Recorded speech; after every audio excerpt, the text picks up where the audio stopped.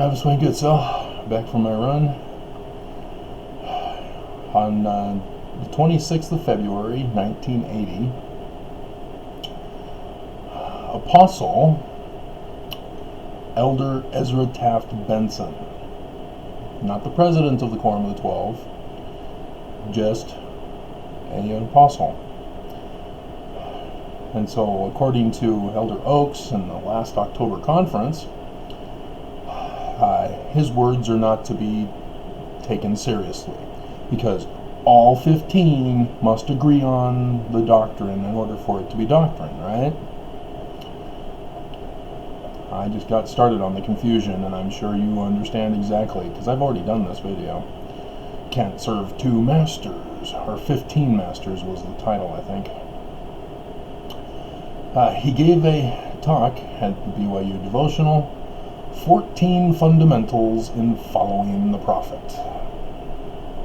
Now, he had to do this because of all the controversy with Brigham Young and those early polygamists, because we don't practice polygamy anymore.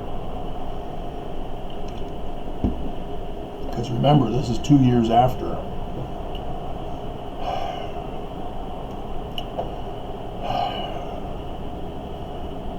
Two years after the priesthood was restored to the blacks.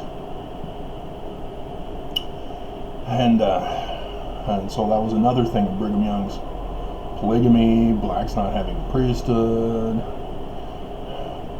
they still had the penalties. That wasn't taken away yet, but Benson would eventually take them away. So here, he's contradicting Oaks.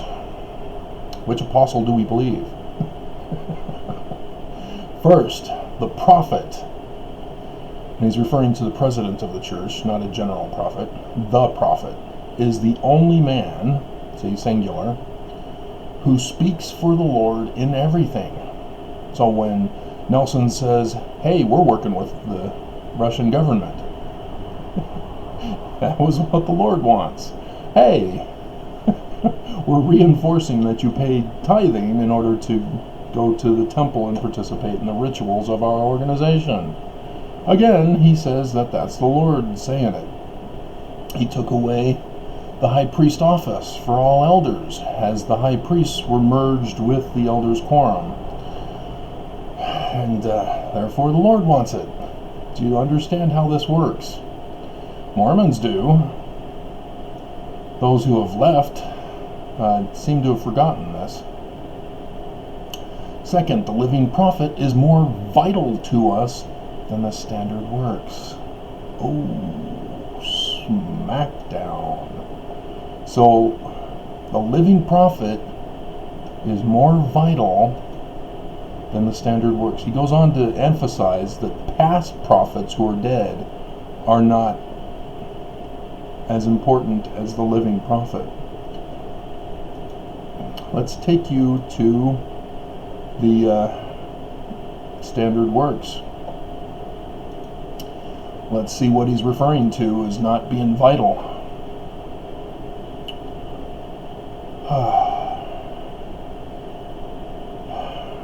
Verse 15 of Matthew chapter 7.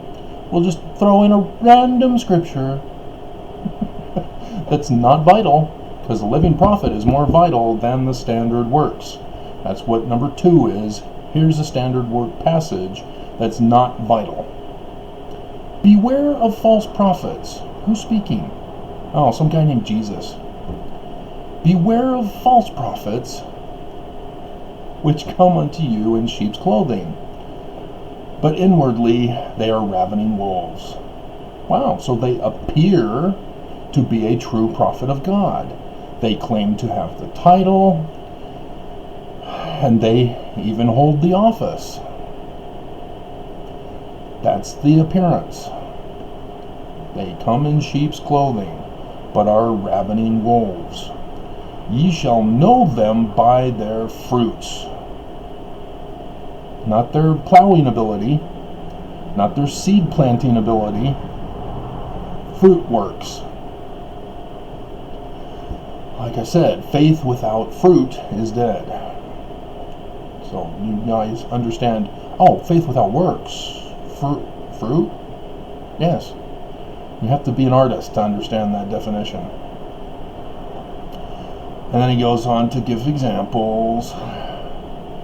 Every tree that bringeth not good fruit is hewn down and cast into the fire. Wherefore by their fruits ye shall know them.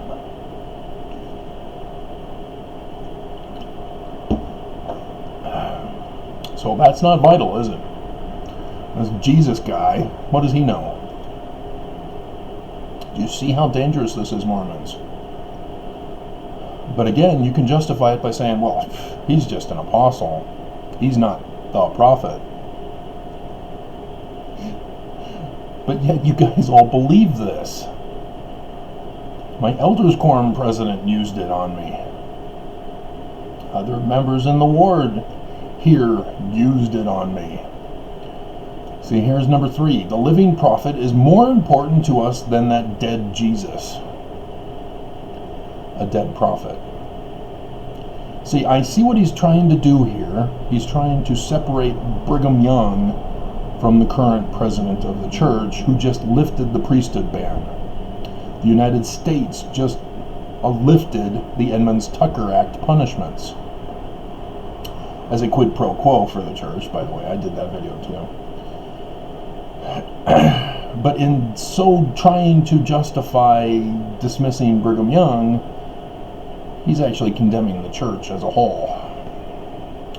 Because where do spoiled, rotten fruits or no fruit come from? A dead branch. Brigham Young is a dead branch. Benson just said it right here. The living prophet is more important to us than a dead prophet. Brigham Young is dead. We've restored the priesthood. Get over it. That's what he's saying. See, living prophet has the power of TNT. TNT and dynamite. When did they come out with that album? AC/DC's TNT.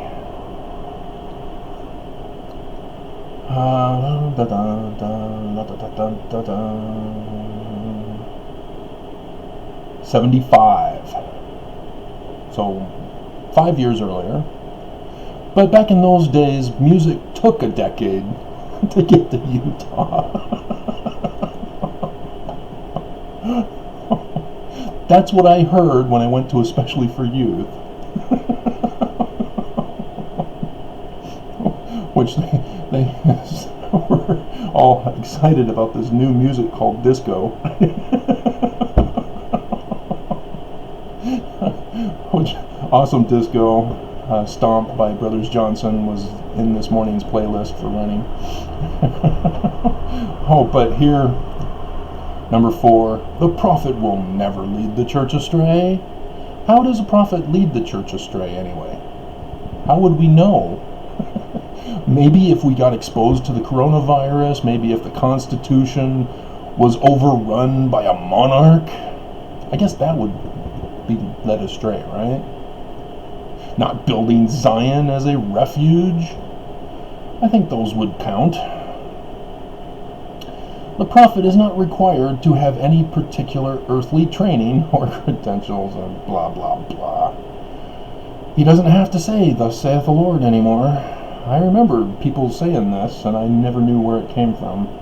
And when I found this, I now understood where it came from. Because it goes back to number 1. He speaks for the Lord. The prophet tells us what we need to know, not what we want to know. Am I going to die with this coronavirus? Are we going to be safe because there's no city of Zion? I'm just going to tell you what you need to know. I mean, my hell. No, they're supposed to warn us of the dangers that are coming so that we can be safe. You know, like a true shepherd, not a wolf in sheep's clothing.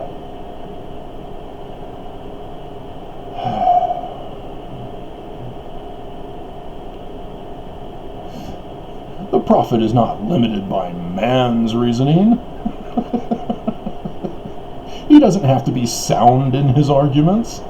He can just make up whatever he wants and it's true. Science isn't real. Truth isn't true. Reality isn't real. Because the prophet lives. And so, yeah, this is just absurd. Do you see that, Mormons? You can download this for your own copy, text or audio. You can print it. You can listen to it. And you can share it. I think that's what the arrow means.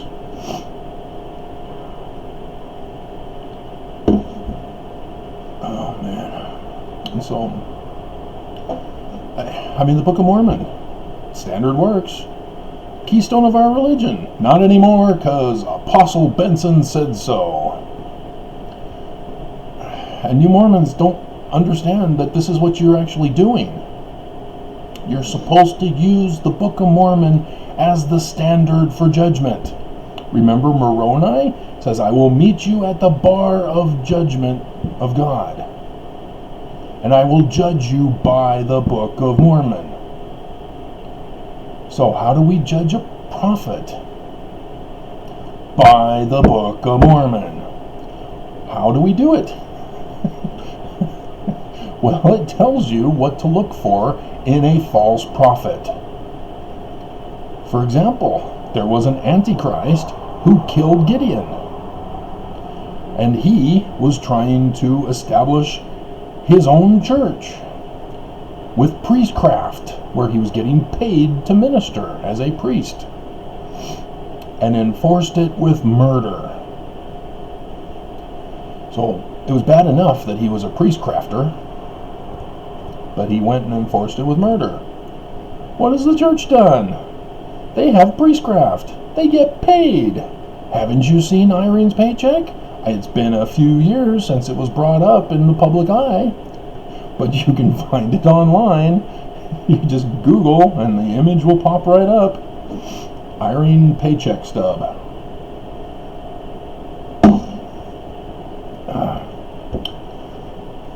I mean, these are their fruit, Mormons. We see their fruit.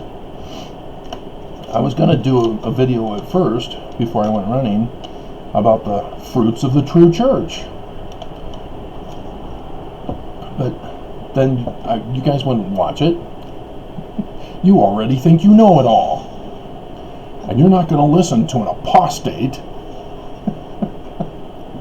And so then I thought, okay, well, we'll do a comparison. I've tried to do that on my website, but I mean, what do you think these videos have been demonstrating to you, along with showing that the church has no fruits? They claim to be prophets, seers, revelators, and asterisk translators.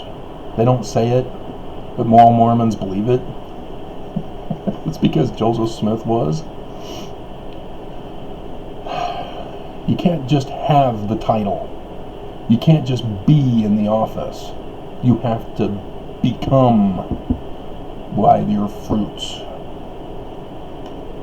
You know, how much charity is sufficient to qualify a church as having produced good fruits of charity?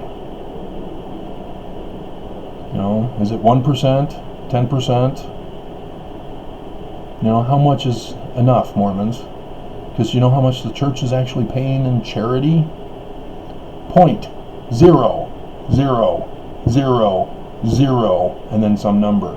Because we don't actually know the amount of hundreds of dollars, hundreds of billions of dollars. You know, points percentage with zeros. I mean, does that count? I'm a billionaire. Here's a penny. Does that count? Can a person be called charitable? You know, what constitutes spoiled and rotten fruit? Or no fruit at all? I mean, how hard is this for Mormons? How hard is this for you Mormons? I mean, it was easy for me to identify in Mormons growing up. Everybody was contradicting each other with doctrines. I mean, the biggest one that I saw transition was faith. Everybody started claiming, oh, I'm not going to go into studying the scriptures, that's deep doctrine, I'm just going to worry about the basics. Yeah, well, you screwed up the basics too. I mean, my God. Faith without fruit is dead. Right there in James. I mean, it's our scripture mastery. And Mormons screwed it up. And why? Well, I did the video on that too. Evangelicals. They rose after getting defeated in the courts to try to get creationism taught in school. Yay, fake science. And yet, what do they claim science is? Oh, science is fake. We got to get our creationism in. Oh my God. It's like they've never even read the book or the New Testament by their Jesus. You know, the whole beam and mote. You claim that science is bad, look at yourself. Beam and mote.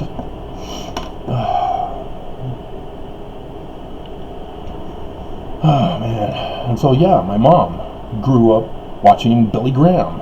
I'm going, Mom, what are you doing? That's not a prophet. Oh, but he says a lot of good things. No, Mom. First Vision. Joseph Smith said they're all bad. Well, he says a lot of good things. You know, the transition has been subtle. And Mormons got deceived.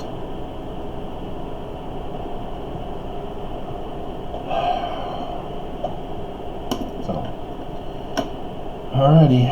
I mean, I've been trying to show you my fruits in contrast. And if you understood, you wouldn't understand. Wow, that's so deep, man. If you understood, you would understand. Wow.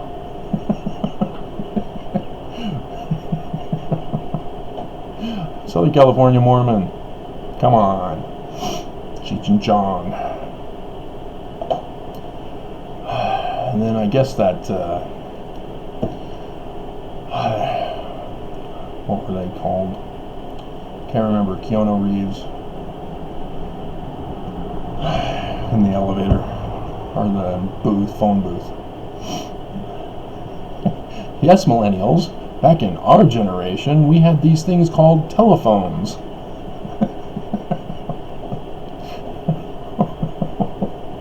And we used what's called paper.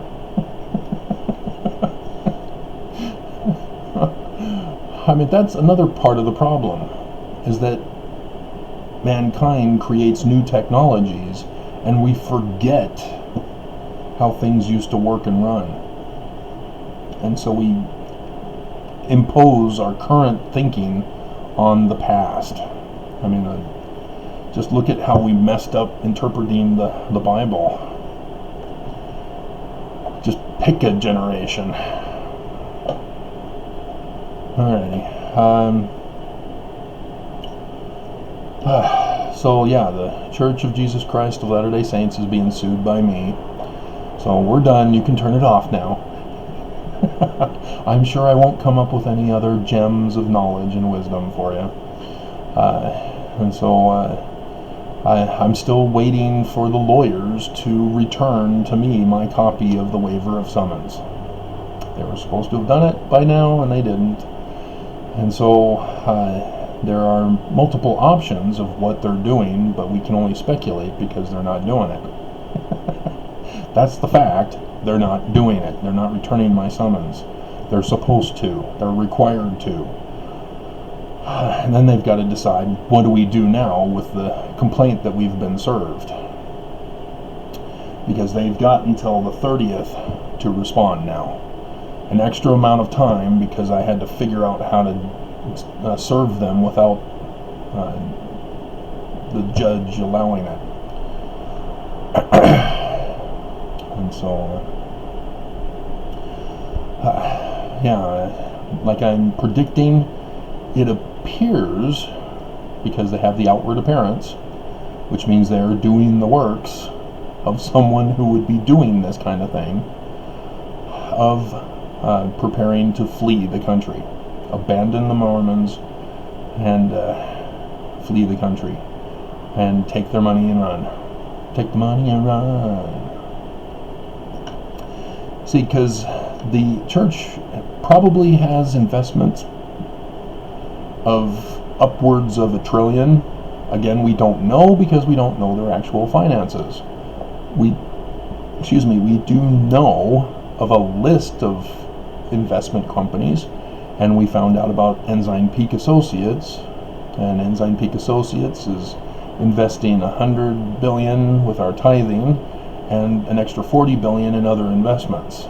But what about these other investments that got caught laundering money for the Russians into the stock market of $32 billion, which means they have other investments through each and every one of those.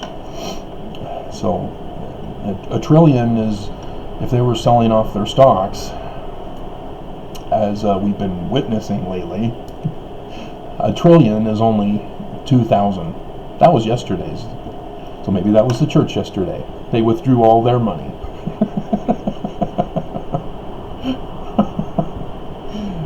But last week was 3,000 in points, so that's 6 trillion. But yeah, 2,000 was yesterday, so that's 4 trillion. So that's, again, the church could easily have sold off their investments within this last week's period, this whole week time, which is the same exact time that I said, hey, my request for relief is sell everything, give me the check. They're doing that. I'm sure that's what they're doing, right? Because they're true prophets of God. They would comply with the law and would not commit crime. I mean, investing in Deutsche Bank, they just didn't know.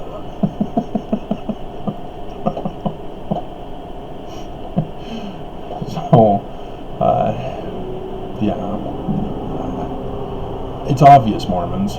The church isn't anywhere near truth. It's 0.00000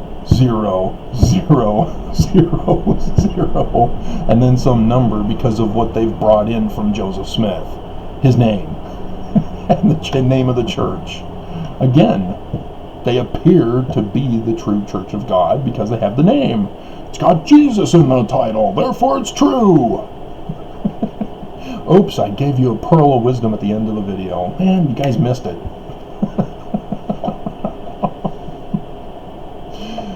So, you know, if the church does send the letter or send the waiver, I'll let you know. I'm not going to do a daily, nope, they didn't send it again, nope, they didn't send it again, because those will be worthless videos. So I'll tell you if anything happens. Otherwise, I'll just keep trying to convince Mormons the church is false, that they need to run. Run away.